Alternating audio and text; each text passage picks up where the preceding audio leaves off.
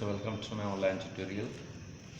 This is for standard 7, subject SST history section, topic New Kings and Kingdoms, part 9, lecture number 42.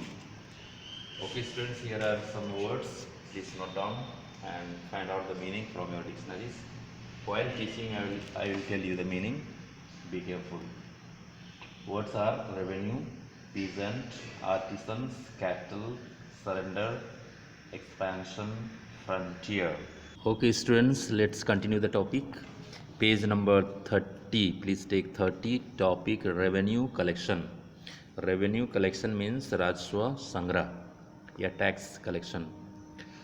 The producers like peasants, artisans, cattle keepers had to surrender some part of their produce as tax. तो यहाँ पर कहा जा रहा है कि जो उत्पादन करने वाले जैसे कि किसान वर्ग हैं, कारीगर हैं, कैटल रियरिंग मतलब जो पशु जो पालते हैं, उनको भी अपने हिस्से का उत्पादन का कुछ हिस्सा टैक्स के रूप में राजा को देना होता था।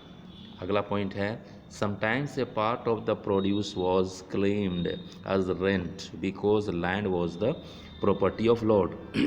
और कभी कभी उत्पादन का कुछ हिस्सा रेंट यानी भाड़े के रूप में दावा किया जाता था राजा के द्वारा, चूँकि ज़मीन जो प्रॉपर्टी होती थी वो राजा का होता था, इसलिए कुछ भाग देना होता था। Revenue was also collected from traders, और जो टैक्स होता था राजस्व वो व्यापारियों से भी कलेक्ट किया जाता था, संग्रह किया जाता था। There was expansion of trade across the seas and the frontiers of the kingdoms, और इस तरह उस समय ट्रेड यानी व्यापार का एक्सपेंशन विस्तार हुआ था, समुद्री मार्ग से भी होता था, और फ्रंटियर्स मतलब सरहद, राज्य के जो सरहद होते थे वहाँ भी।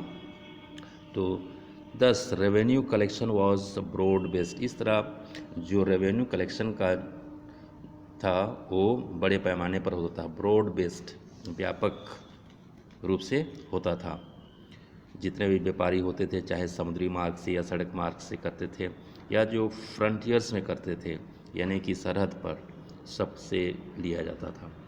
Generally, people from the influential families and close relatives of the king collected revenue for the king, और आमतौर पर जो प्रभावशाली परिवार होते थे और राजा के जो करीबी होते थे वही राजस्व कलेक्ट करते थे, टैक्स कलेक्ट करते थे राजा के लिए।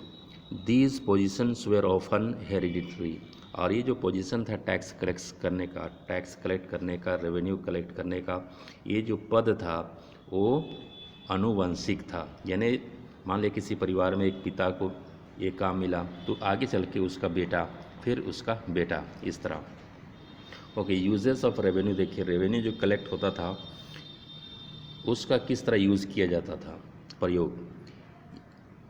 In these kingdoms sources where used for the following purpose, राज्य में जो टैक्स कलेक्ट होता था उसका यूज़ इस प्रकार किया जाता था।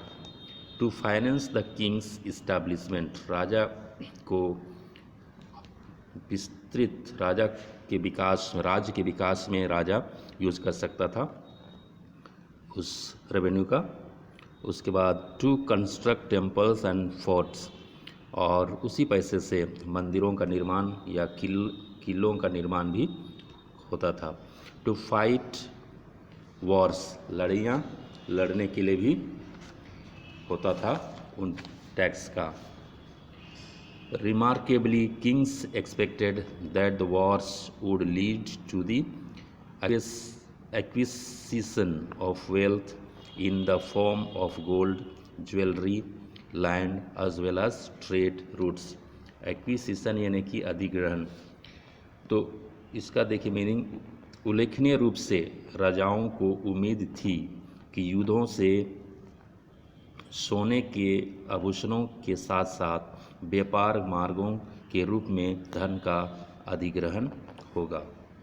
आगे देखते हैं प्राशास्तिस क्या है। Prashastis prashastis were often written in praise of the king. जो प्रशास्तिस होते थे वो राजा के मान सम्मान में लिखा जाता था, उनका गुणगान किया जाता था, वो प्रशास्तिस होते थे।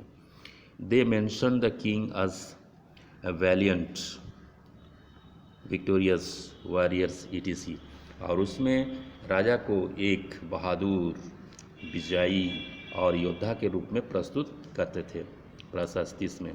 They describe the Kings achievements, वो राजा के अचीवमेंट्स यानी राजा ने राज्य के लिए क्या किया वो उसमें मेंशन किया जाता था।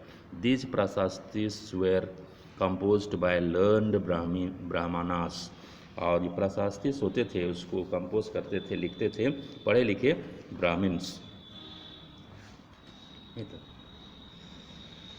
ओके स्टूडेंट्स, आज के लिए यहीं तक।